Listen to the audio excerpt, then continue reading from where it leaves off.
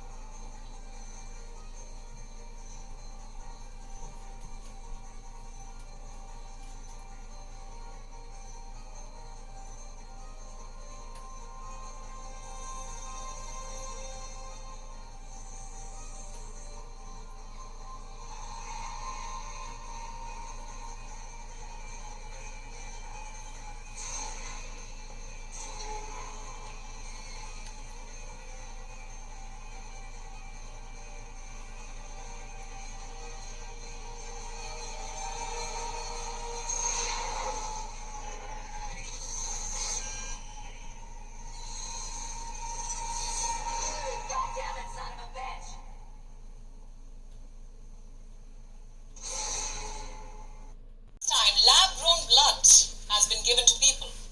First things first, what exactly is lab-grown blood? It is blood manufactured from an adult stem cell. The stem cell is taken from donor blood and then placed in a nutrient solution for up to 21 days. The cells then multiply.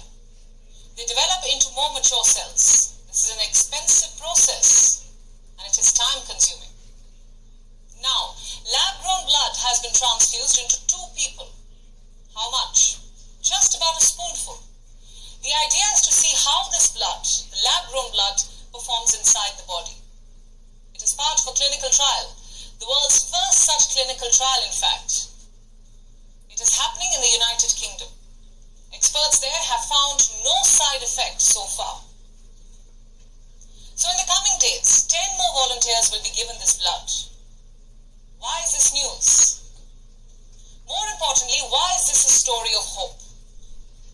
You see, blood is basic, but blood is not readily available all the time. Also, there is blood inequity. The World Health Organization says that 118.5 million blood donations are collected globally. 40% of these are collected in high-income countries, which is home to just 16% of the population. So what happens to the rest? What happens to those in need of blood in low-income countries? In fact, experts hope that lab-grown blood will be more potent than normal blood. What does that mean? It means that a normal red blood cell lasts for about 120 days. After that, it needs to be replaced. So when a healthy adult is donating blood, his or her blood is a mix of old red blood cells and new ones. Now that won't be the case with lab-grown blood, since it will be freshly made. And experts hope that it will last longer.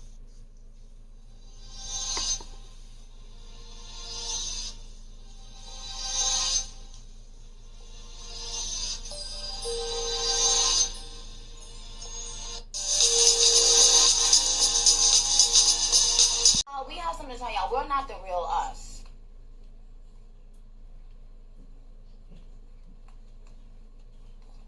Stop glitching. Stop glitching. We're not the real us. How? Y'all, I mean, you're not, human. I mean, you're human, but you're not real. You're not like a real person, like me. You're clones. You're copies of people out here in the world. What? Clones? This video in particular is very interesting to me because it reminds me of the movie The Body Snatchers and the movie Us, how they were replaced with synthetic clones, evil synthetic clones. I told you this, there's a private AI tech company secretly replacing people with AI clones so lifelike that no one even realizes their loved ones are gone. A highly secretive AI company called VoxSynth has developed technology that can replicate someone's voice, mannerisms, and even personality with chilling accuracy.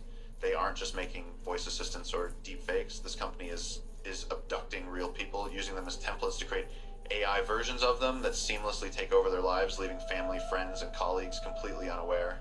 VoxSynth targets individuals who live alone, who have minimal social connections, or travel often, people whose disappearance could be quietly covered up. Once someone is taken, the company's AI engineers create an AI clone that replicates the person's voice and personality so well that it can hold phone conversations and send texts to family and friends without raising suspicion. The AI persona tells everyone that they're simply relocating for a new job or traveling somewhere remote, and ensuring no one questions their absence.